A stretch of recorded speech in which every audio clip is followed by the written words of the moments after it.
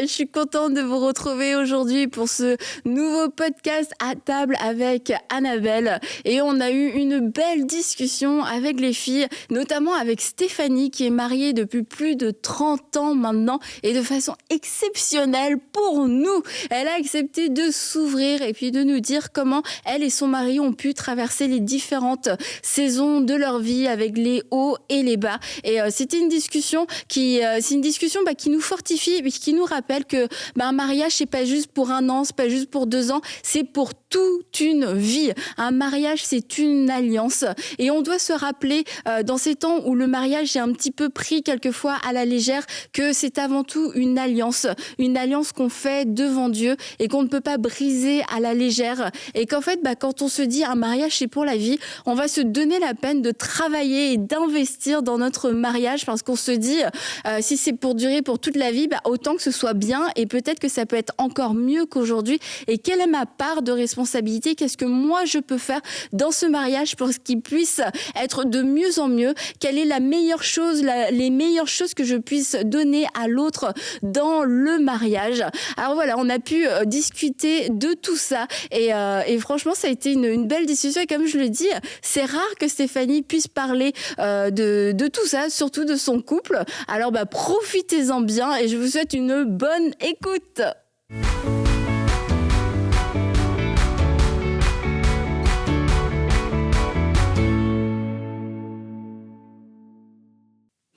Hello les filles, vous allez bien aujourd'hui? Oui. Salut Annabelle. Oui, écoutez, merci, c'est gentil, je vais très bien. Vous voulez me poser d'autres questions? Est-ce que tu as passé une belle semaine? Ta semaine, elle se passe bien? La semaine se passe très bien aussi. Voilà, t'as une question pour moi aussi?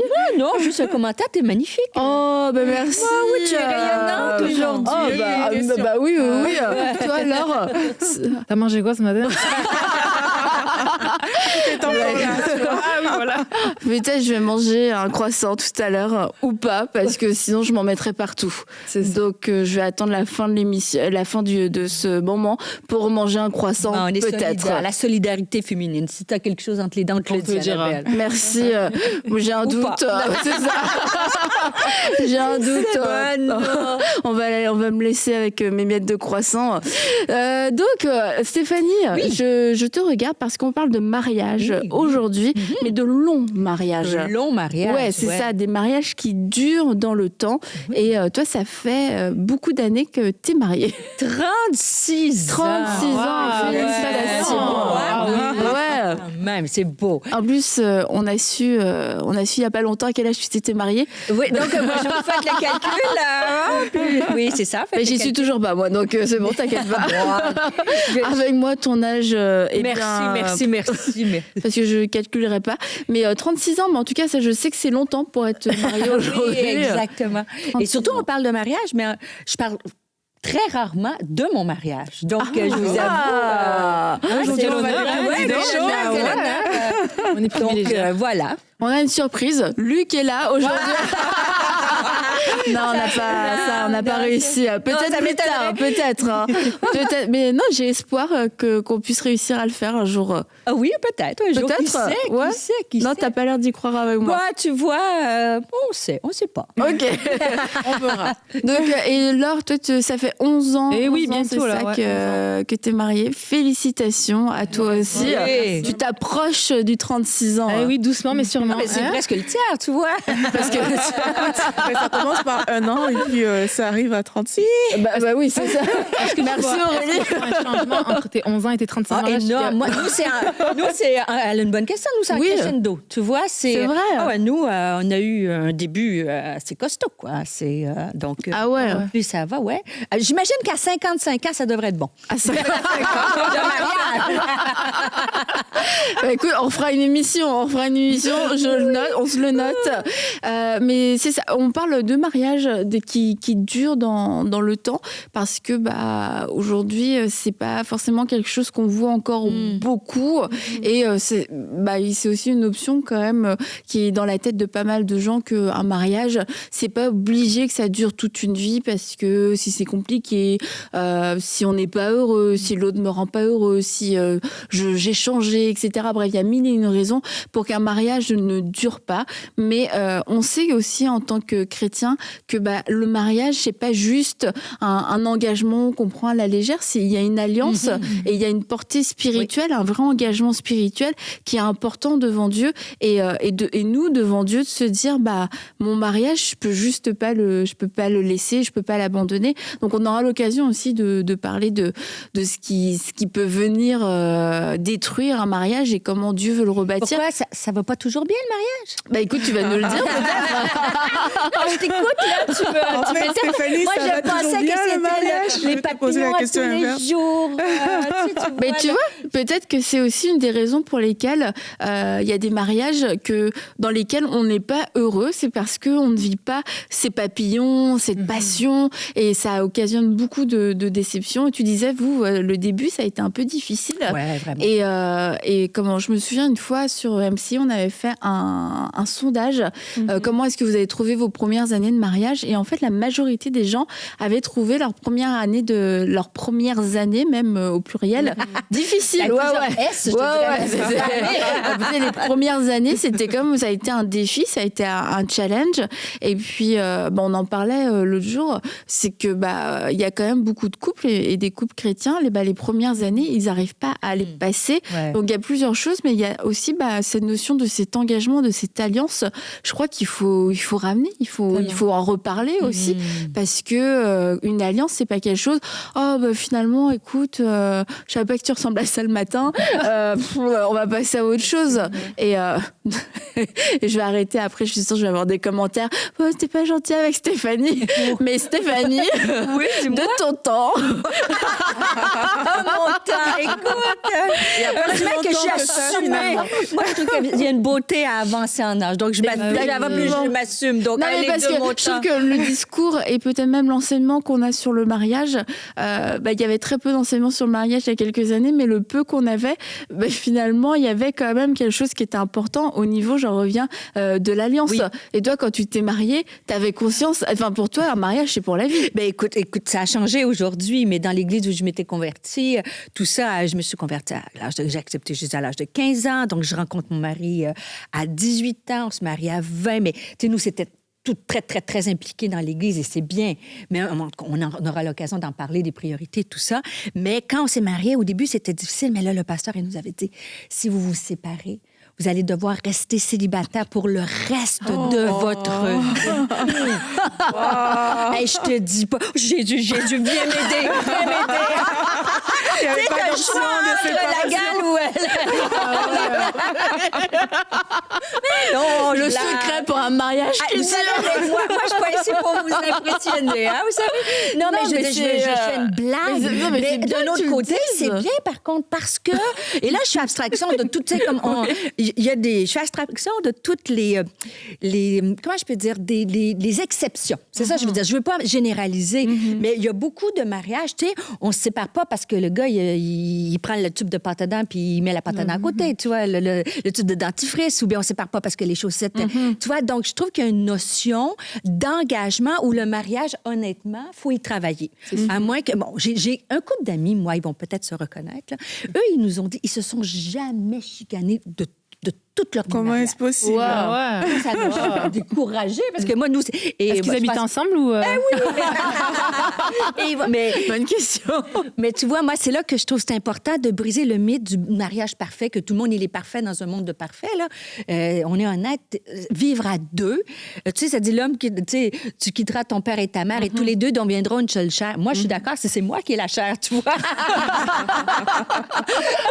Le problème, c'est quand il faut se faire un bout de chemin chemin, les deux ensemble, et plus dans le sens, un bout de chemin, plus qu'un bout de chemin, une vie au complet, mais à se travailler l'un et l'autre pour faire une seule chair. Tu vois, les deux doivent travailler à ça.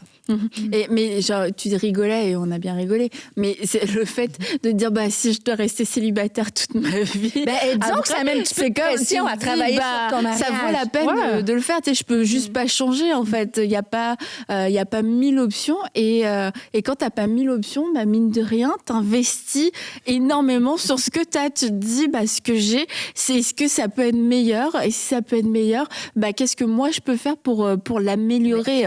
Et je pense que c'est ça aussi la partie de responsabilité qu'on a dans le mariage. Un diamant brut, tu vois. Il fallait y travailler pour devenir un beau joyau qui brille de tous ses feux. Mais c'est vrai un peu que je fais des blagues, mais des fois, on a l'impression qu'on est les seuls à se frotter un peu. Mais c'est vrai que, comme tu dis, on peut y travailler et puis ça devient encore plus beau. Et comment, toi et Luc, vous vous sentiez un peu seul dans vos premières années de mariage? Seul et avec 250 personnes de notre église.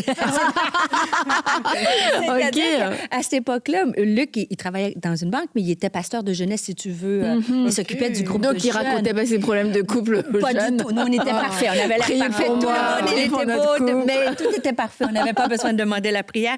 Et je fais des blagues, mais et en fait, là où on habitait, il y avait un... Bon, ça remonte un peu, mais on était tellement impliqués dans l'église que tous les jeunes venaient à la maison à toute heure du jour, si tu veux. Donc, oui, c'était à l'époque... Bon, vous êtes trop jeune, mais à l'époque, tu sais, il y avait une vie où on jetait la télé par les fenêtres. Tu sais, il y a une époque très, très légaliste. Donc, en fait, notre vie, on n'a pas pris le temps de se prioriser. Donc, c'est bien de mettre, je dis pas Dieu, mais des fois, Dieu est en premier, mais de mettre le ministère, l'Église, le service. Exact. Donc, on a nos premières, tu sais, les premières années, c'est quand même la romance. Tu vas au resto, tu fais des... Nous, c'était... On allait à l'Église. On allait à l'Église et l'Église donc, tu sais, c'était... La romance, c'était... Il a fallu... et maintenant, on a changé ça, mais il y a des choses qu'on ferait autrement. Oui, mais tu vois, vous avez changé et je ne sais pas comment vous êtes arrivé au changement, mais je crois que c'est aussi la question. Mais comment est-ce qu'on peut changer quand on part mal et que peut-être, tu sais, au bout de 2 ans, tu te dis, mais est-ce que j'ai envie de continuer comme ça? Est-ce que ça peut être autrement? Est-ce que ça peut s'améliorer? Parce que je pense que c'est ça aussi qui fait peur, c'est de te dire, ça fait que 2 ans et en fait, je suis pas du tout heureuse et m'imaginer que ça va durer comme ça encore pendant des années et des années, pendant 60 ans, ça fait peur en fait. Et je crois que c'est là où quelquefois, il peut y avoir un mouvement de panique où tu dis, mais en fait, il vaut mieux arrêter maintenant. Parce que si c'est comme ça toute ma vie, je vais jamais tenir le coup. Tu vois, tu as dit, c'est comme ça toute ma vie. Tu sais, les toujours jamais, ça va être toujours... Ça, c'est pas la vérité. T'sais. Des fois, on met tout dans le même panier et puis il faut prendre un recul et dire, c'est pas tout le mariage qui va bien. C'est d'arrêter et de dire, qu'est-ce que je peux changer? Sur quoi on peut travailler ensemble? Et c'est là, on prend un peu un respire. Sinon, tu as envie de... Je te dis, on s'en sortira jamais, mais c'est jamais tout mauvais. Il faut juste se réadapter parce qu'il y a l'amour, au fond. Tu sais, quand on s'est marié, c'est parce qu'on s'aime. Mais oui. Non, mais c'est vrai que c'est bien de réaliser ça, qu'on s'aime au début. Puis moi, j'aime vraiment cette notion de promesse. Tu parlais d'alliance, mais que quand tu t'engages avec quelqu'un, quand tu te maries, il y a vraiment cette notion de promesse. Et ça, c'est quelque chose, des fois, qu'on oublie aussi. C'est vrai qu'on est tout excité de se marier, de rencontrer la personne. Voilà, tu parles de papillons dans le ventre et tout ça. Et donc, on est excité pour nous-mêmes. On se dit, cool, ça y est, je me suis mariée. Mais on fait un engagement quand même pour le meilleur et pour le pire. Ce ne sont pas des paroles juste dites parce que ça fait beau, parce que c'est écrit sur le papier, donc on va le répéter. Il y a vraiment, il faut avoir une prise de conscience ce jour-là que je suis en train de déclarer, oui, pour le meilleur et pour le pire, voilà, je choisis de rester engagée avec cette personne. Et je pense qu'aussi d'entrée, il faut aussi peut-être relativiser et se dire, oui, ça sera pas facile dès le début. Tu vois, mais pas d'une façon défaitiste. Tu t'attends au pire dès le début. Non, pas au pire. Non, pas d'une façon défaitiste, mais d'une façon que c'est normal, en fait. Et ça serait un mensonge de dire tu pars, puis justement, c'est pour ça que je disais, mais limite, si ça va trop bien, est-ce que les gens, c'est parce qu'ils habitent pas ensemble? Pas que je néglige le témoignage que tu as raconté de tes amis, mais que c'est normal, parce que c'est 2 personnes qui viennent d'environnements différents, peut-être de cultures différentes, d'éducation, de personnalité, peut-être même parfois avec des blessures, des bagages. Tu peux pas arriver et que tout cool. C'est normal, ça se construit, ça se bâtit. Et donc, mais quand tu prends le temps de construire et de bâtir, c'est ça, il faut persévérer, aller dans la foi, se dire, ok, j'investis dans quelque chose, mais je crois qu'il va y avoir du fruit, je crois qu'il va y avoir un résultat, et jamais envisager la possibilité de se dire, je vais arrêter, en fait. Et tout dépend de la perspective qu'on a quand on dans le mariage. Si on pense que Il y a des options. qu'il y a une option de se dire je peux sortir de là, c'est sûr qu'on se donnera moins. Mais si on part du principe je vais me donner parce que je veux que ça fonctionne et Seigneur, je sais qu'avec toi ça peut être un mariage heureux, un mariage qui porte du fruit, ça va nous donner l'envie de il faut briser. Je pense qu'un des ennemis du mariage, c'est la comparaison. Tu vois, les fameux téléphones, réseaux sociaux, on le sait que c'est pas tout vrai, mais quand même, des fois, tu vois, regarde, son mari fait ça, ci, ça. Donc, son mariage est là, ses enfants. Alors, c'est cette notion de penser que tout le monde, ou que tout le monde, leur mariage vont bien, puis que nous, on est les seuls à avoir des défis. Je pense que honnêtement, la plupart des gens vont rencontrer des défis dans leur mariage, et l'idée, c'est de se retrousser les manches, de dire, on va y travailler. Ouais. Moi, je pense aussi que, tu vois, là, on parlait de deux époques, entre guillemets, différentes. Et avant... Décidément, ça m'a fait plaisir. N'a rien contre... Non, moi, je te trouve pas vieille du tout. Sans lise, au secours! Je suis en train de m'enfoncer. Non, c'est pas ça. En fait, ce que je voulais dire, c'est que si on remonte dans le passé, par exemple, je pense à mes parents, par exemple. Oui. Si on remonte à leur époque, mes parents ont 50 ans de mariage, ils n'avaient pas... c'est comme si on ne voyait pas tout ce qu'on voit aujourd'hui.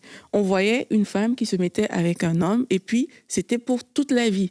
Mais aujourd'hui, les choses qu'on voit, c'est justement des couples qui se font et se défont toutes les semaines, toutes les années et tout. Et du coup, ça donne comme un autre modèle dans la société, et les personnes prennent ça pour exemple. Les personnes comprennent que... Comme le nouveau standard aussi. C'est ça, que c'est facile en fait d'entrer, de sortir, et peut-être les questions que les personnes pouvaient se poser auparavant, les gens ne se les posent plus. L'engagement est devenu léger par rapport à ce que ça pouvait être. Et ça, c'est quelque chose que je pense qui joue aussi beaucoup dans la société actuelle, c'est que plusieurs personnes voient des modèles qui ne sont pas finalement les bons modèles, qui ne sont pas axés sur la parole de Dieu, et ils décident que, OK, moi, je vais aller là, et puis voilà, si ça finit, ça finit. Tu vois, moi, j'ai entendu ça même de la bouche des personnes que je connais, c'est qu'aujourd'hui, on ne force plus le mariage, c'est qu'on peut être ensemble, et si ça ne fonctionne pas, ça ne fonctionne pas. Donc, la porte est très ouverte pour la rupture, pour la séparation, pour mettre un terme à cette chose-là, alors que dans le passé, c'était... Tu épouses ton mari ou bien ta femme, je ne sais pas, tu te maries, mais c'est vraiment pour la vie. Donc, je rejoins Laure dans la partie des options. On a trop d'options aujourd'hui, on a trop de choix. On sait que voilà, les couples se forment, se défont. On sait qu'il y a des familles recomposées. Il y a beaucoup de choses comme ça qu'on voit dans la société actuelle qui, dans le passé, n'étaient pas forcément là. Et je crois que ça joue aussi à ce niveau-là. En tout cas, félicitations à papa et maman Tchatchou pour leurs 50 ans de mariage. 50 ans, bientôt, voilà. Stéphanie. Donc 50 ans, 36 ans. Et moi, je voulais vous montrer une vidéo toute mignonne d'un couple qui a 65 ans de mariage. Ouh. Combien d'années de mariage pour le beau couple que vous formez tous les deux? Liliane va le dire. Tu peux le dire, toi. Plus de 65 ans. 65 ans de mariage. Incroyable. Et je trouve que vous êtes très beau. Vous ressemblez toujours à un jeune couple. Vous vous sentez aujourd'hui un vieux couple ou toujours un jeune couple? Toujours un jeune couple. Toujours un jeune couple, mais c'est elle qui me rajeunit. Hein. Vous êtes toujours amoureux? Oui, à notre manière, à notre stade actuellement. À votre stade d'amour de 65 ans? 65 ans. Et alors? C'est toujours aussi valable. C'est toujours aussi bien? Oui, toujours très attentif, très convivial, très proche. Et très attentif l'un vers l'autre aussi. Attentif. Oui. Ne jamais lâcher prise en se disant qu'on se connaît depuis tellement de temps. Non, il faut être attentif, au contraire. Ouais, voilà, c'est très mignon. Et c'est un couple, voilà, c'était sur une chaîne, une émission séculière. Mais pour montrer, à 65 ans, ils ont l'air encore tellement amoureux, complices. Et c'est pas très. Possible, moi, je suis mais c'est pas très romantique ce qu'il dit. Mais ceci dit, c'est très vrai. C'est toujours valable. Hein, Liliane, toujours valable. Je te l'ai dit il y a 65 ans, donc voilà, ça n'a pas changé. Ça n'a pas changé. Mais ils ont l'air. Quand ça changera. Mais je suis persuadée persuadée que, tu sais, c'est pour ça que l'investissement est important au début. Je veux croire que c'est de gloire en gloire dans le mariage. Et je me dis, c'est comme pour quand tes parents t'investissent dans tes enfants quand ils sont jeunes, mais après, le fruit que ça porte, une fois qu'ils ont reçu que l'éducation, que tu les as éduqués comme t'étais supposé les éduquer, après, voilà, ils vont tout seuls, ils savent, ils sont bâtis, ils connaissent leur identité, voilà, ils roulent tout seuls. Et je me dis, dans le mariage, c'est la même chose. Quand t'as fondé, t'as commencé à investir dedans, t'as bâti, t'as construit. Oui, c'était pas facile, t'as prié. À un moment donné, je veux croire que 65 ans de mariage, voilà, c'est, tu peux, voilà, tu récoltes. Ouais. Mais oui, tu récoltes ce que t'as semé, tu vois. Donc, c'est encourageant, là, tu te dis. Elle y croit, alors. Tu t'imagines à 60 ans Avec Sam, oui, il aura plus de cheveux, mais c'est pas grave. lui dis pas ça. Je suis sûre, là, s'il t'entend, il dit non, je refuse. Et Stéphanie, dans tes quelques années de mariage, toi, tu dirais, c'est quoi les choses, tu penses, qui vous ont le plus aidé à avancer et à tenir Écoute, une des choses, c'est qu'on avait la même passion.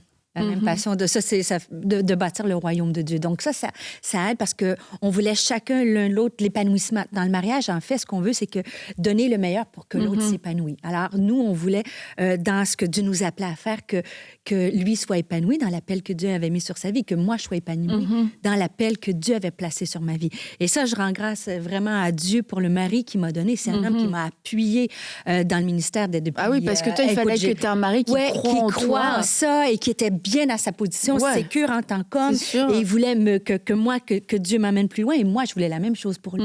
Donc, cette espèce d'idée de marcher, de dire, moi, je veux le meilleur pour toi. Donc, ça enlève l'amour égoïste que l'autre peut m'apporter. Et c'est pour ça que dans le mariage, c'est important d'être bien avec soi-même, d'être bien avec Dieu. Comme ça, tu peux te déverser et non attendre que l'autre soit toujours la source pour venir te remplir et te remplir et te remplir. Après ça, l'amour, il faut nourrir ça. Après ça, nous, notre plus grand défi, là, je vais peut-être vous faire rigoler, ça a été, au moins, on avait cette passion-là de marcher ensemble. Après, nous, on était les contraires satires. Donc, on vient... Au niveau de vos personnalités, caractères. Oui. Moi, j'aime le béton, la ville, tu vois, les vagues. Là, toi, et lui, il vient de milieu plus la nature, campagne, tu vois, les tracteurs là-bas. Je lui dis pas la première sortie qu'on a fait. La première voiture que vous avez. Donc, tu sais, on est deux opposés. Et nos langages d'amour étaient complètement... Tu vois, le langage d'amour, les fleurs, tout ça, le resto et tout. Et lui, mon mari, c'est un homme hyper responsable. OK? Donc, on s'est mariés le 27 décembre parce qu'on s'est fréquenté pendant un plan d'épargne. Non.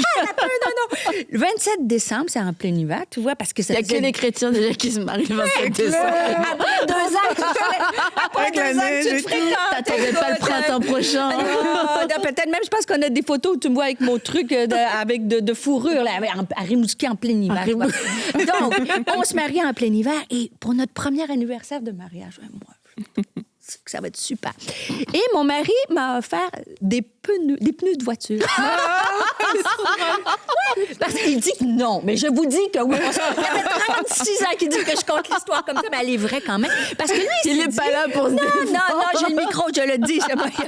Mais lui, il se disait, ma femme va être en sécurité. Donc, c'était un langage d'amour, tu vois. C'était des pneus de qualité. Exact. Écoute, mais ça vous coûte cher. Et là, il me dit, des fois qu'il veut me faire une surprise, il dit, je vais aller faire le plein de ta voiture. Tu vois, le rapport à la voiture, pour lui, là, c'est très important. Mais on blague, mais ça, il a fallu s'ajuster parce que, et lui aussi, tu sais, le fameux livre, là, les langages de l'amour, les 5 besoins des hommes, les 5 besoins des femmes. Les hommes, c'est facile, hein? La sexualité. Mais ouais, les femmes, c'était plus complexe. Découvrir. Donc, c'est ça que le langage d'amour, on a travaillé. Puis après ça, comme tous les couples, la communication. La communication, c'est le... Tu sais, il y a une différence. Les hommes et les femmes... moi, je parle quand même un peu dans ma vie. Et lui, c'est comme... moi, Mais il écoute bien. Pas tant que ça. Ah, mince. Mais justement, c'est bien parce qu'on parle des mariages qui durent. Comment on fait pour faire ces ajustements? Parce qu'il y a des personnes... Il faut se parler, c'est ça. Ouais. Je pense qu'il ne faut pas avoir peur de... T'as dit quoi, par exemple, pour les pneus? Les pneus. Est-ce que tu es... Tu l'as dit. Ça roule. Est-ce que tu étais fâchée de ce cadeau? Est-ce que tu l'as accueilli ou... Je vais me confesser. Avant, tu sais, au début, j'avais de la frustration parce que j'avais des attentes. C'était pas comme je l'avais imaginé. Et souvent, c'est ça. Le cadeau, le plaquet, c'est énorme. Mais souvent, c'est ça, le mariage. Tu te maries, tu es tout jeune, tu te fais un idéal, tu te dis ça va être comme ça. Puis finalement, c'est peut-être pas ce que tu pensais. Donc, au lieu de lancer des fois, tu dis, c'est pas ce que je pensais, je suis déçue. Non, c'est de dire, OK, qu'est-ce qu'on peut faire ensemble? Mais c'est ça. Donc, de commencer à dire, c'est peut-être pas ce que je pense, mais on peut le travailler, l'améliorer. Donc, et moi, au début, au lieu de le dire, oh chérie, je t'aime beaucoup, merci pour les pneus. Non, j'ai dit, non, j'aime pas les pneus. Ou après ça, il a essayé de m'acheter un t-shirt, tu sais, un chandail, vraiment. Et c'était jaune. Tu sais, moi, je m'habille en noir tout le temps. Donc, jaune, rayé jaune et blanc, comme une abeille. Fait que là, j'ai dit, frère, toi, donc là, après ça, ça fait que l'autre, là, il voulait plus rien m'acheter. Mais est-ce qu'il m'achetait plus rien parce que j'étais... Est-ce qu'il a pu t'expliquer, parce que c'est intéressant de comprendre aussi le cœur, pourquoi acheter des pneus ou un t-shirt? Je suis sûre qu'il y avait un flou derrière. Les pneus, je comprends. Par contre, le t-shirt, je comprends pas. Mais peut-être parce qu'elle n'était pas satisfaite, du coup, il cherchait un truc. Mais tu sais, des fois, les femmes, quand j'exprimais mal mon besoin. Maintenant, ça a changé. Je suis parfaite. Mais à cette époque-là, j'avais besoin d'être un peu transformée. Et c'est sûr que ça l'a mis ce diamant brut en position d'insécurité. Donc là, il n'osait plus rien acheter. Puis je me dis, c'est moche, franchement, il ne m'achète rien. Tu vois? Donc, il a fallu de redonner confiance et exprimer clairement notre besoin de la bonne façon. Donc ça, c'était important de bien s'exprimer. Il y a souvent des choses qu'on voit sur les réseaux sociaux comme ça, où on dit justement aux femmes qu'on ne va pas deviner ce qu'il y a dans vos têtes. Il faut vraiment pouvoir le dire, parce que beaucoup de personnes sont justement encore dans cette étape peut-être où elles se disent que parce qu'on s'aime, il va le voir. Il va voir que j'ai ce manque, j'ai ce besoin, et je n'ai pas besoin de parler, il me connaît, il le sait. Mais trop souvent, en tout cas dans plusieurs cas qu'on peut observer, en fait, il ne sait pas. Il faut ouvrir sa bouche, formuler clairement que moi, je ne préfère pas des pneus ou des vêtements d'une couleur jaune. Je préfère peut-être des vêtements de couleur noire. Et puis, il ne faut pas être non plus trop exigeant, dans le sens que maintenant, la robe doit être noire, elle doit être carrée, elle doit être taillée d'une certaine manière. C'est de se dire, OK, donner une chance à l'autre de rencontrer un besoin, mais après de laisser la robe aussi, chez toi, tu c'est ça, de laisser aussi la personne exprimer son amour comme elle veut, parce que il n'y a pas que toi, il y a aussi cette personne qui te donne. Il n'y a pas que tu as compris, Stéphanie. Et c'est que quelquefois aussi, en tant que femme, on peut s'auto-proclamer celle qui comprend mieux, celle qui sait mieux. Mais au final, tu vois, si on reprend l'exemple des pneus, c'est que derrière, il y a une vraie bonne motivation, comme tu disais, là aussi, de faire plaisir. Il y a une utilité. Oui, mais l'utilité, c'est pas romantique, il devrait le savoir, c'est quand même une évidence. Mais en fait, moi-même, en tant que femme, je comprends pas vraiment le geste. Et je suis juste en train de regarder à moi. Oui, c'est une évidence pour moi, mais au final, on est au même niveau parce que je le comprends pas plus qu'il m'a comprise. Et c'est de rien prendre pour acquis. Oui, c'est une évidence. Il n'y a rien d'évident. Et en plus, moi, je le vois dans ma vie, c'est justement, parlons-nous. Ouais. Non, son dernier cadeau était bien. Non, son dernier cadeau était bien, mais il s'est parfait dans le cadeau aussi. Il m'achetait des trucs. Lui, il fallait que ce soit des beaux cadeaux. Mais des beaux cadeaux qui me servent absolument à rien ou qui sont pas du tout de mon goût ou quoi que ce soit. Et puis, je pense... Je sais pas, il pensait peut-être à sa mère. Mais ça, c'était des cadeaux, je trouvais, qui n'étaient pas du tout de mon âge non plus. Moi, ça, peut-être dans 30 ans. Mais là, j'ai pas l'impression que je sois dans ce moment de ma vie. Mais ceci dit, c'est que moi, j'ai changé. Et tu vois, ce que j'aimais il y a 20 ans, je l'aime plus aujourd'hui. Et puis, ce que j'aimais même il y a 1 an, en fait, j'ai changé. Et si moi, je le dis pas, c'est difficile pour lui de suivre. Et je sais plus c'est quoi... Il y a un truc que j'aimais bien, et puis au final c'est le truc qu'il t'offre à chaque fois. En fait, j'aime plus, désolée, c'est bon, je suis passée à autre chose. Mais moi je m'en rends compte, je change au fur et à mesure du temps, j'évolue, et il y a des choses, franchement, ça m'aurait fait énormément plaisir il y a 10 ans. Mais aujourd'hui... D'où la communication est comme élémentaire dans le couple. Mais après, c'est vrai que, comme tu disais, il faut comprendre qu'un homme et une femme ne pensent pas pareil. Et c'est pour ça que c'est bien... au final, c'est vrai que le couple, on le voit vraiment dans qu'est-ce qu'on va recevoir et il faut que ça coule, quoi. On veut la facilité, va dans mon sens, il faut que tu penses comme moi et tout ça. Mais Dieu est bon parce qu'il veut nous faire grandir. Et il permet qu'on ait quelqu'un en face de nous qui va nous permettre d'être étirés, de grandir, peut-être de changer notre raisonnement, de penser différemment, de faire passer l'autre avant, puis de nous ajuster. Et c'est beau parce que, tu sais, quand tu veux un minimum travailler sur toi et grandir, c'est sûr que sur le coup, ça fait mal, c'est pas évident. Mais en même temps, c'est bien parce que ça te permet après de grandir et d'être la personne que Dieu veut. Mais après, tu vois, c'est vrai qu'au niveau des cadeaux, ça change parce que peut-être des pneus à 20 ans, ça m'aurait pas plu. Mais aujourd'hui, moi, avoir des pneus, un aspirateur. Non, c'est vrai. Quand tu grandis, moi, je serais trop contente d'avoir des trucs comme ça parce que c'est utile, c'est pratique. Ça dépend les gens aussi. Non, mais maintenant, on n'est plus là. Voilà. Je fais des blagues pour faire rigoler parce qu'on parle des différences. Ça peut être le langage d'amour, mais après ça, les grands différents dans la plupart des couples, c'est l'aspect financier. Comment on dépense notre argent. Et nous, ça a été un des clashs pas possible parce que moi, je viens d'un milieu, mon père était très à l'aide. Donc, j'avais la carte de crédit de mon père. Donc, moi, je faisais ce que je voulais, tu vois. Donc, dans le mariage, on a commencé très modestement, vraiment modestement. Donc, moi, j'avais une carte de crédit. Donc, j'allais au guichet, je retirais de l'argent, mais lui, il payait. Lui, il est content. Il est content. Il arrivait, il disait, mais qu'est-ce qui s'est passé? On avait prévu tant de temps. Mais moi, c'est quoi le problème? Moi, j'ai besoin, je vais. Alors, j'étais un monstre dans mon mariage. On se demande pourquoi. C'est lui que vous devriez inviter. Pourquoi je l'ai enduré pendant... Oui, on veut l'inviter. Luc, viens, Luc. On a eu des défis sur l'aspect financier parce qu'on n'avait pas du tout le même arrière-plan là-dessus. Et après ça, élever des enfants, ça aussi, c'est un défi. On est loin des cadeaux, là. On est rendu... T'élèves les valeurs que tu veux. Bien sûr qu'on a des valeurs chrétiennes, mais comment on les exprime, on n'a pas du tout la même façon d'avoir été élevé. Donc, plus je vous parle, plus je me dis que 36 ans, c'est extraordinaire.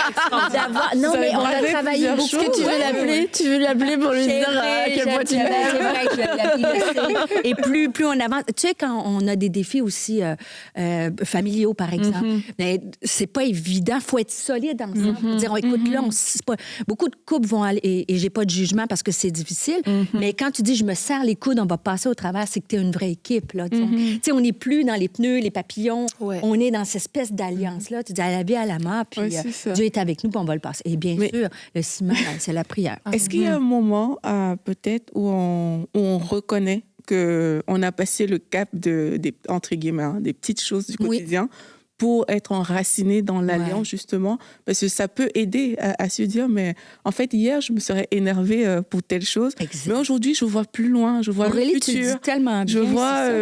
Oui, non, dans ce sens... non, mais il y a des choses qui je sais pas, 11 ans, là, tu peux dire la même chose, là, mais il y a des choses qui, moi, m'énervaient profondément à 5-6 ans de mariage.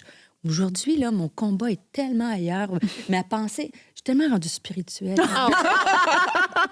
Je fais des blagues, mais c'est tellement vrai. Il y a des choses que c'est pour moi, là, c'est même plus des combats. Tu même lui pas dis des maintenant, tu vois, je suis tellement mature que ça m'affecte plus.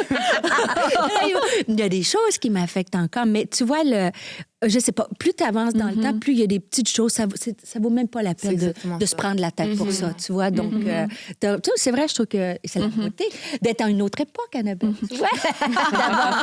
Non, mais vas-y, Laure. Non, mais je rejoins ce que tu dis. C'est vrai que nous, à 11 ans, en tout cas, de mariage, ça en est là. Ça prend du temps, mais voilà. Mais tu choisis là où tu veux t'investir, où c'est que tu as envie de chicaner, entre guillemets. Voilà, tu te dis, tu te bats plus pour une chaussette par terre ou un truc à un moment donné. Bon, écoute, voilà, tu le fais, et puis voilà, parce que sinon, finalement, tu réalises que ça finit jamais, quoi. C'est comme tu es constamment dans des petits détails, mais tu réalises que ça vient te voler des choses que tu n'as pas envie, quoi. Est-ce que ça vaut vraiment la peine?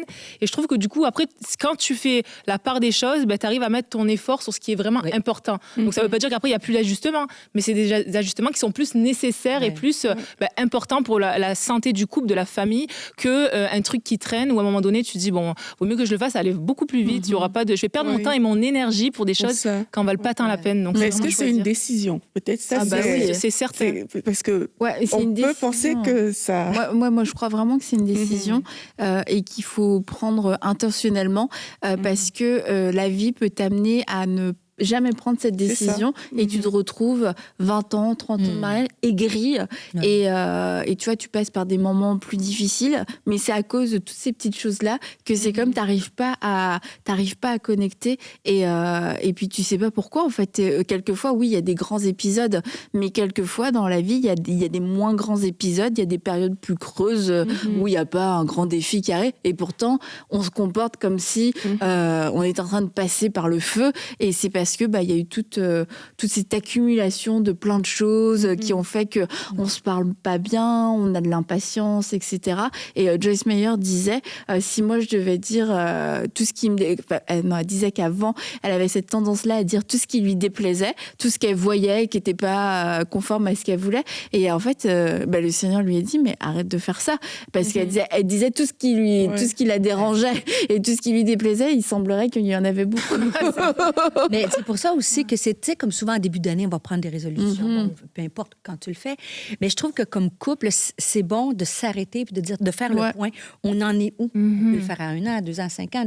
Et je pense que de faire ça régulièrement, parce que c'est comme n'importe quoi. Il y a des petites choses. La Bible dit, c'est les petits renards qui ravagent les grandes lignes. Des fois, là, des fois, tu peux être dans un couple et marcher en parallèle sans savoir, tu n'as plus cet amour-là, la complicité, la connexion. Donc, il faut être sensible à ça, puis de dire, on en est où tous les deux, là? Il faut se rapprocher, OK? Il faut alimenter un peu comme un feu de foyer. Il faut remettre une petite bûche dans le foyer pour que ça brûle encore, qu'il y ait cette passion-là. Donc, et c'est important de le prioriser. Et tu vois, c'est, quand tu parles de la petite bûche dans le foyer, c'est quand tu penses, l'Annabelle, à plein de choses.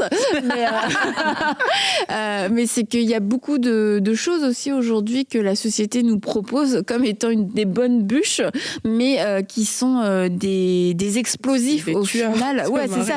C'est des tueurs. T'es pas en train d'alimenter la romance, mais à cause de ce que tu peux voir, de ce que tu peux entendre, et que ce soit dans les films, mais même maintenant des professionnels aussi, des thérapeutes, des thérapeutes qui accompagnent les couples, etc. par des crises, vont proposer toutes sortes de choses. Vont proposer, oui, c'est normal d'aller voir ailleurs, c'est normal d'expérimenter de nouvelles choses, etc. Et il y a ce courant qu'on appelle entre autres l'amour libre et qui peut devenir comme une espèce de bouffée d'oxygène, de solution. Est-ce que peut-être, tu vois, au bout de 30 ans, c'est la lassitude et puis pour mieux se retrouver, on a peut-être besoin de quelque chose de nouveau et on n'avait pas encore eu Rachel depuis que nous avons commencé ce nouveau podcast. Mais Rachel, on a besoin d'une Rachel Dufour dans toutes nos émissions et dans nos vies.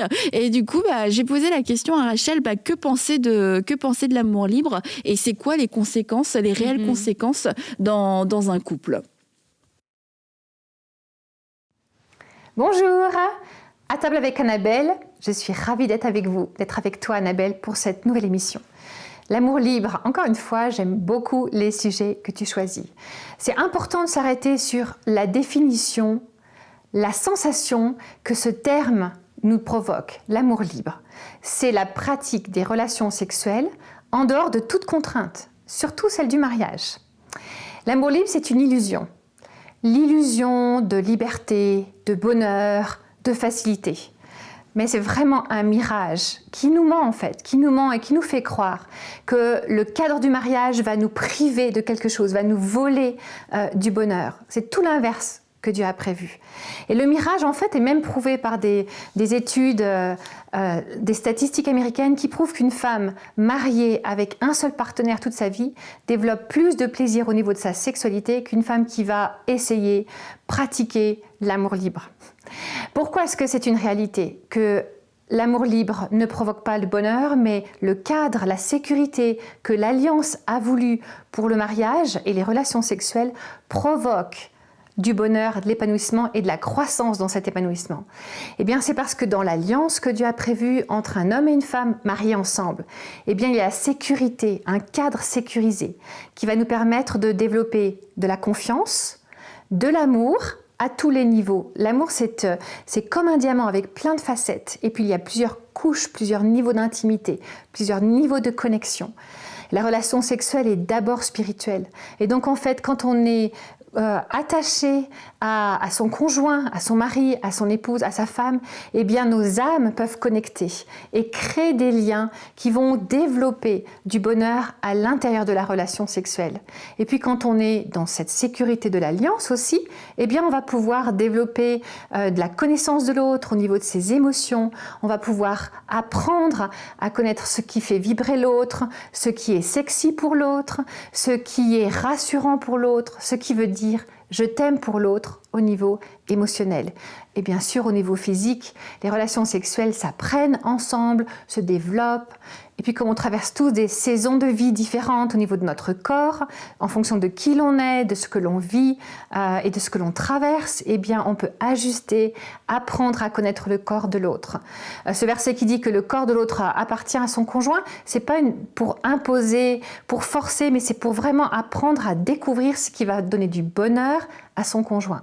On est très loin de l'amour libre, de la définition illusoire, mensongère, en forme de mirage, qui nous fait croire que je peux changer de partenaire et puis m'éclater et puis découvrir tout un tas de choses. C'est faux.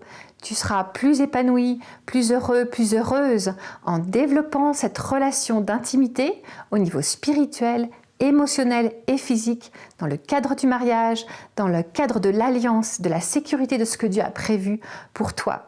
Et il y a beaucoup d'épanouissement en fait dans les relations sexuelles posées, encadrées dans la sécurité de l'alliance. C'est ce que Dieu veut pour toi. Un vrai bonheur, le vrai bonheur. Pas celui du mirage, mais celui qu'il a voulu pour ta vie dans tous les domaines de qui tu es. Alors je sais que vous toutes les trois vous connaissez Rachel, mais je dois quand même le rappeler. Rachel est pasteur, sexologue et thérapeute. Donc c'est aussi une parole pastorale, mais c'est aussi une parole professionnelle qu'elle a pu nous partager. Et je veux rebondir sur une des choses qu'elle a dit. C'est une illusion, c'est un mirage. Et je crois que ça c'est quelque chose d'important. Et peut-être que quand on a ouvert la porte à ce genre d'idées, parce que quelqu'un nous en a parlé, parce qu'on l'a vu, c'est important de se dire, de se positionner aujourd'hui, de dire en fait cette porte-là elle est dangereuse, cette porte-là c'est une tentation qui est diabolique et soit j'ai le choix de l'ouvrir et c'est sûr que cette tentation va amener toutes sortes de pensées, peut-être de fantasmes et de venir comme la solution et même aller jusqu'à un point je crois de séduction où on se dit mais peut-être que c'est Dieu qui veut ça. Non, Dieu n'est pas dans ce genre de choses. Dieu croit et c'est lui qui a institué, il a instauré et créé le mariage selon son standard à lui et c'est dans le cadre de la fidélité envers une personne toute une vie. Donc c'est sûr que toutes ces options-là ne sont pas des options divines et c'est important aujourd'hui de fermer cette porte et de se dire non, je trouverai pas de solution et c'est pas là que je trouverai ni mon épanouissement personnel ni une solution pour donner un second souffle à mon couple, à mon mariage. Elle l'a bien dit, c'est un mirage. C'est de penser que ça va apporter quelque chose de positif et d'épanouissant, ce qui est complètement faux aussi. Mais il faut aller voir, moi je dirais peut-être, c'est quoi la racine de ça? Pourquoi tu penses que l'amour libre, ça pourrait vous amener quelque chose? Il faut aller voir, c'est ce que je te dis. Moi, je trouve que dans un couple, c'est prendre le temps de mettre des mots, on le dit souvent, des mots MOTS sur des mots MAUX. Et quand on s'aime vraiment, il n'y a pas de jugement entre... Tu sais, moi, je peux parler à mon mari, dire, qu'est-ce que tu vis? Pourquoi tu as cette idée-là? C'est quoi ta racine? Est-ce que tu vis quelque chose au travail, ton passé? Des fois, on a peur de se mettre à nu.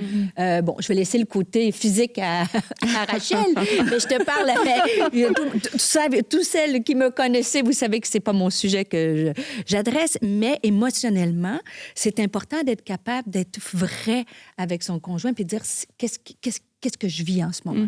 Et c'est ça, quand on met les choses à la lumière, ça empêche l'ennemi ou toutes les choses de venir mettre des faussetés, des mensonges dans notre esprit. Et ça prend une relation où tu es sécurisante. Tu sais, on rigolait avec mes fameux pneus, mais les pneus, c'est qu'en fait, mon mari, il voulait que je sois en sécurité. Et c'est ce qu'on voit dans un mariage, c'est qu'on veut que l'autre soit en sécurité, qu'il soit bien le meilleur.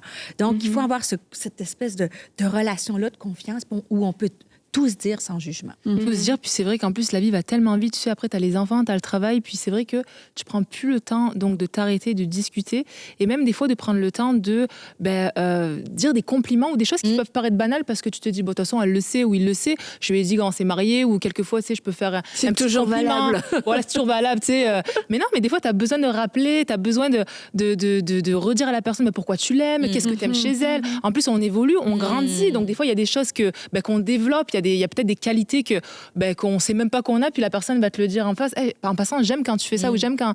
Et ça vient, du coup, ok, il pense ça de moi, elle pense ça de moi, donc ça vient booster comme un peu l'amour et venir réanimer peut-être cette flamme que des fois tu prends pour acquis parce que tu es dans le quotidien, tu es dans le jour à jour. Donc c'est prendre cette initiative, même si ça semble comme, bon, de toute façon, est-ce que ça va faire une grande différence? Mais moi, je pense que oui. Et ça peut éviter de se dire, parce que là, on parle d'amour libre, mais ça peut commencer par un compliment de quelqu'un d'autre. Tu vois, des fois, un gars à l'extérieur va te faire un compliment qui peut découler sur plus loin, mais si ton mari va te faire ce compliment-là, ou toi, en tant que femme, tu fais ce compliment-là, l'autre personne n'ouvrira même pas les oreilles à ce qui se passe à l'extérieur parce que dans son propre foyer, dans son couple, ça sera déjà verbalisé. Ouais, moi, je pense aussi que... on peut expérimenter de nouvelles choses sans que ce soit des choses qui ne cadrent pas avec la parole de Dieu. Parce que ça permet aussi d'entretenir cette romance-là au final.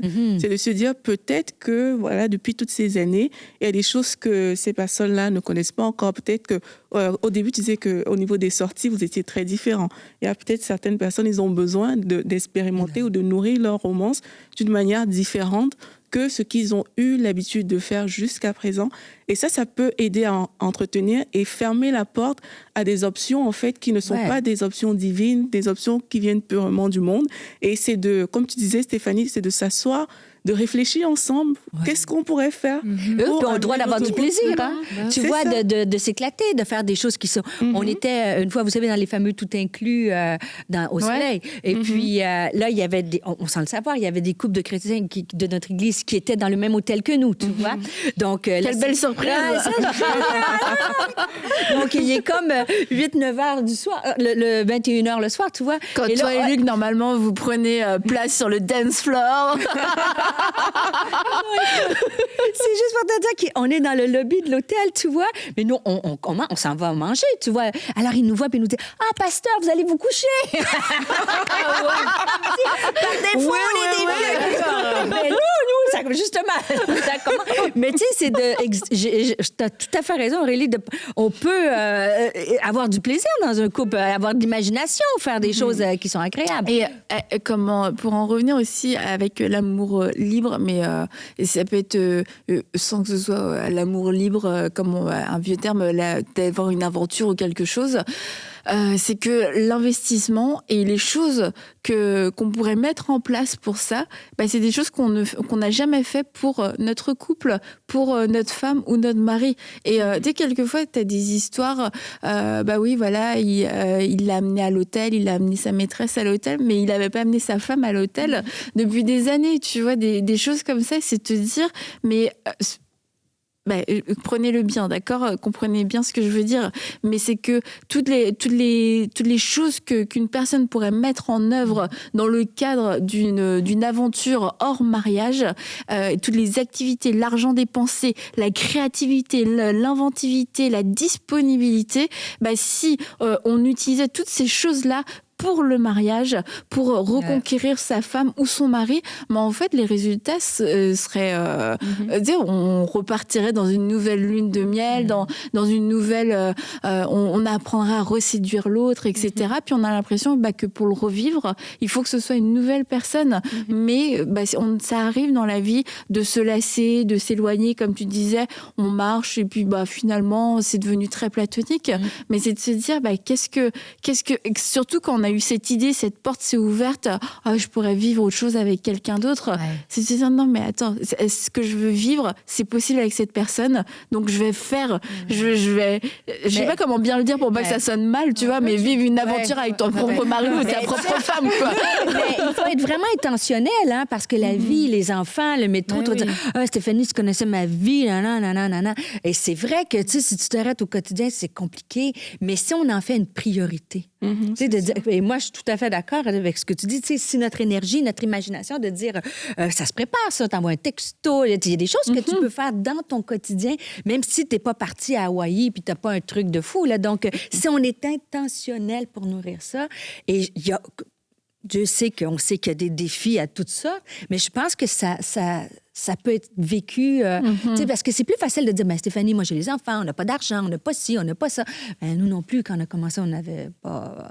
Et en fait, quand tu décides de le nourrir, ton mariage, tu en as les fruits. Hein. Les semences d'aujourd'hui, c'est les fleurs de demain. Oh, c'est beau, c'est beau! Oh, là, je vais prendre une petite framboise.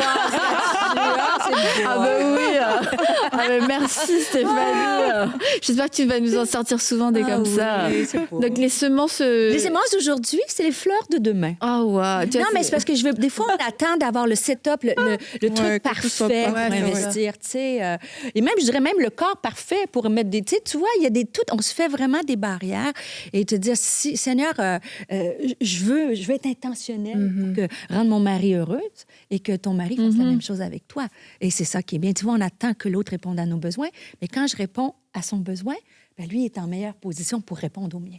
Mais c'est ça, ça prend quelqu'un. Mais c'est ça, et c'est beau, et c'est être prêt à semer d'abord. Parce qu'on a tendance à attendre, mais moi d'abord, viens nourrir ce que j'aime, là, le langage de l'amour, voilà. Viens nourrir mon langage de l'amour, viens m'aimer comme j'en ai besoin et tout, mais commence-toi par investir, par semer. Des fois, ça prend un petit peu de temps, mais tu vas voir qu'après, il va y avoir un retour. À un moment donné, c'est sûr que lorsqu'on investit comme ça, lorsqu'on donne, il y a à un moment donné un retour qui va porter du fruit, quoi, c'est sûr. Ma mère m'a donné ce conseil. Ah, tu vois. Ta mère, et ça fait 50 ans qu'elle est mariée. Moi, je suis encouragée. Bravo. T'as des conseils de maman, tu vois, bravo, là. Et tu vois, c'est très spirituel aussi. On peut demander à Dieu, tu sais, de nous révéler qu'est-ce qui ferait plaisir d'avoir des idées, de le mettre en priorité dans notre prière, de dire, Seigneur, mon couple, c'est important. Et je veux quand même le préciser aussi aujourd'hui, et faut le préciser quand même à chaque fois. On parle de couples qui vivent tout un tas de défis, des petits, des grands, mais on ne parle pas de la violence conjugale. Quand notre vie est en danger, on n'est pas là en train de. C'est pas la question. C'est pas la question de l'émission. Et puis malheureusement, quelquefois, c'est des femmes entendent ce genre d'émission, puis ça devient condamné à amener un joug, tu sais, c'est une alliance, je peux rien faire, faut que je reste, faut que j'endure.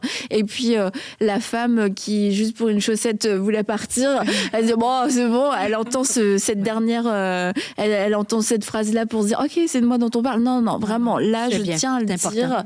On parle du couple, des couples qui ne passent pas, dont la vie de l'autre n'est pas en danger, n'est pas menacée par de la violence conjugale, par quelquefois des maladies mentales. Quand il y a un vrai diagnostic et qu'on vous dit, madame, mettez-vous à l'abri, faites attention, vos enfants sont en danger. Faut pas non plus être stupide. Et on l'a déjà dit, je veux vraiment le redire, il y a une différence aussi entre se mettre à l'abri pendant un temps, s'il y a une volonté de changer et une volonté de pouvoir cheminer ensemble. Mais il peut y avoir, dans certains cas, et on n'en fait pas du tout une généralité, ça doit pas être la première option, mais dans certains cas, il peut y avoir une séparation physique, où, écoute, si tu as besoin d'être soigné, si tu as besoin d'être encadré, et si nous, on a besoin, si moi, en tant que personne ou avec les enfants, on a besoin de ne plus vivre sous le même toit parce qu'il y a des comportements qui sont dangereux, il faut le faire. Et dans ces cas-là, Dieu n'est pas là en train de condamner et de juger. Dieu veut nous protéger et veut nous garder vivantes. Absolument. Donc, quand c'est une question de vie, ne prenons pas... C'est pas des langages religieux qui amènent un joug et tout ça. D'accord. Tu as bien fait de le dire. Moi, je trouve ça important de le dire et que les gens puissent bien comprendre le message. Quand ta vie est menacée, il faut que tu te protèges, toi et tes enfants. C'est important. Bon, on va pas finir quand même sur ça, parce que on va pas finir sur ça, mais on va finir sur le fait que c'est possible possible d'avoir un mariage qui dure. Et je crois que après tout ce qu'on a pu partager, tout ce qu'on a pu entendre, on doit investir. C'est pas une coïncidence, c'est pas un hasard, pas juste un mariage qui dure dans le temps, mais un mariage qui est heureux, un mariage qui s'améliore, qui se bonifie avec le temps. On voit Stéphanie, elle a grandi spirituellement depuis. Elle est devenue parfaite. Oui, c'est clair, elle est devenue parfaite, elle, carrément. Donc, écoute, on va suivre tes traces, Stéphanie. On va se dire, nous aussi, on veut devenir parfaite comme Stéphanie.